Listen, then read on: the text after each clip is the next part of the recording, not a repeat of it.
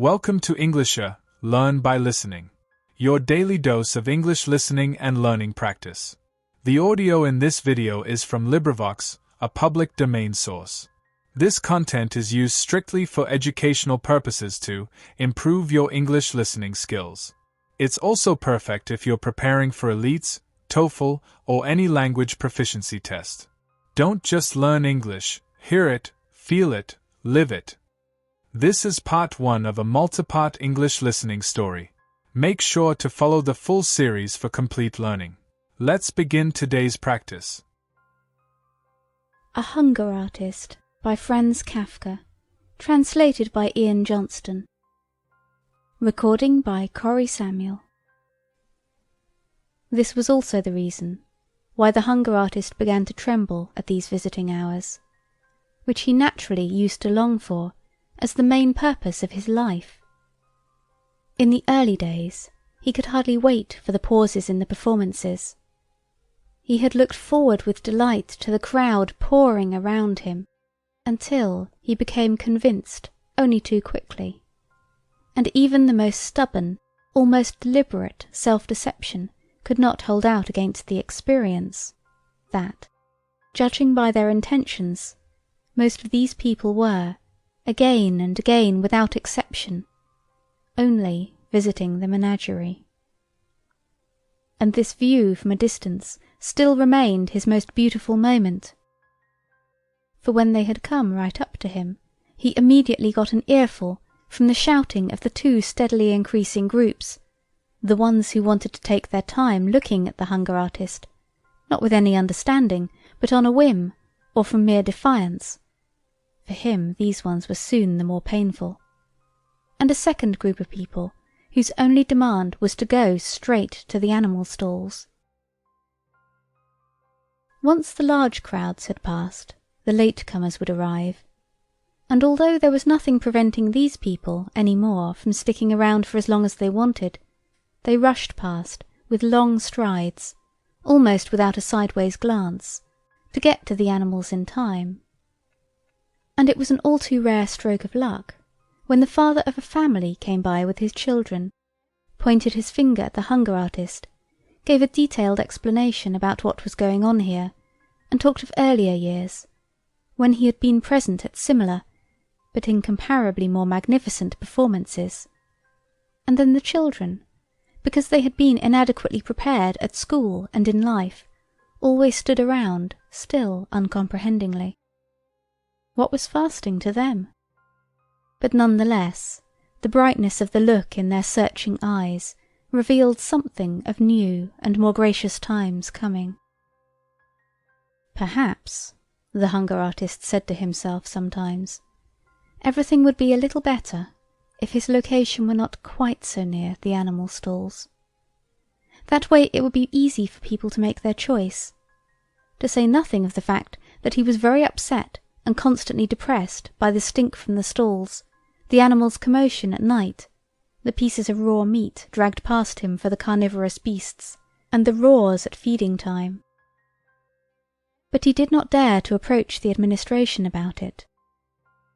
In any case, he had the animals to thank for the crowds of visitors among whom, here and there could be one destined for him. And who knew where they would hide him if he wished to remind them of his existence, and along with that, of the fact that, strictly speaking, he was only an obstacle on the way to the menagerie.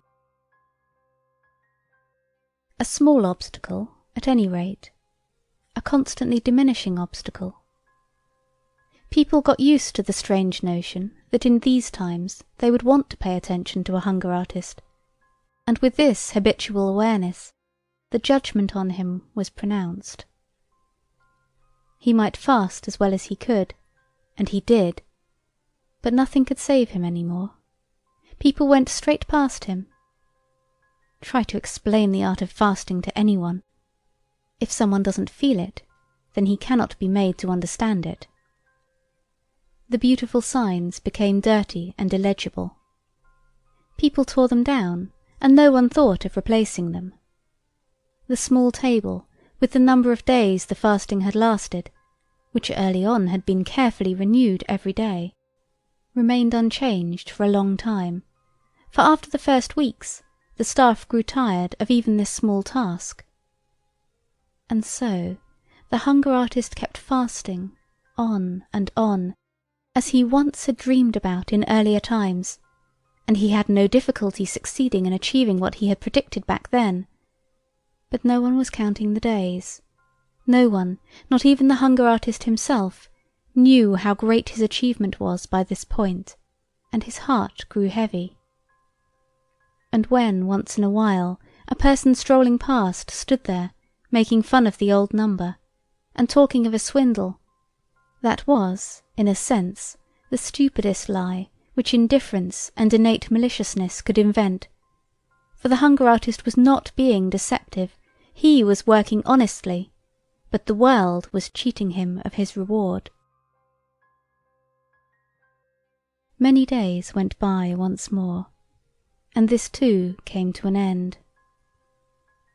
Finally, the cage caught the attention of a supervisor, and he asked the attendant why they had left this perfectly useful cage standing here unused, with rotting straw inside. Nobody knew, until one man, with the help of the table with the number on it, remembered the hunger artist. They pushed the straw around with a pole, and found the hunger artist in there. "Are you still fasting?" the supervisor asked. "When are you finally going to stop?" "Forgive me everything," whispered the hunger artist. Only the supervisor, who was pressing his ear up against the cage, understood him. "Certainly," said the supervisor, tapping his forehead with his finger in order to indicate to the spectators the state the hunger artist was in. "We forgive you."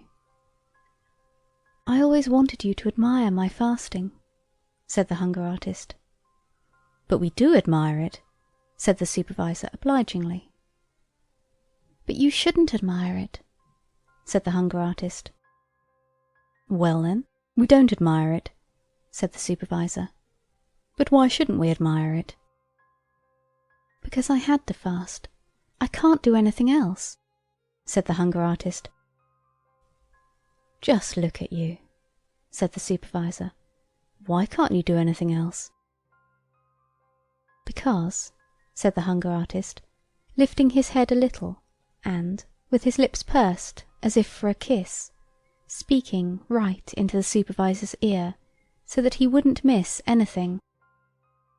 "Because I couldn't find a food which I enjoyed. If I had found that, believe me, I would not have made a spectacle of myself, and would have eaten to my heart's content, like you and everyone else." Those were his last words, but in his failing eyes there was the firm, if no longer proud, conviction that he was continuing to fast.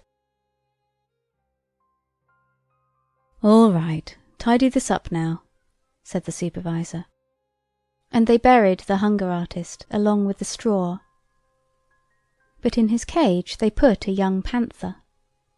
Even for a person with the dullest mind, it was clearly refreshing to see this wild animal throwing itself around in this cage, which had been dreary for such a long time. It lacked nothing. Without thinking about it for any length of time, the guards brought the animal food. It enjoyed the taste, and never seemed to miss its freedom.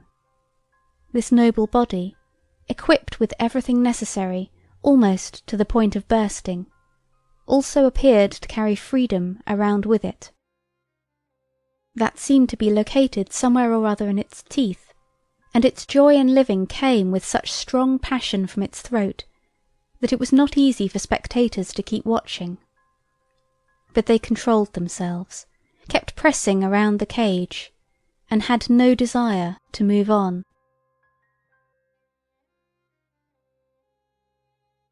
End of A Hunger Artist by Franz Kafka, translated by Ian Johnston. Thank you for listening with Englishor. Learn by listening. All audio used is from LibriVox and is in the public domain. This practice session helps improve your listening comprehension, useful for IELTS, TOEFL, and other language exams.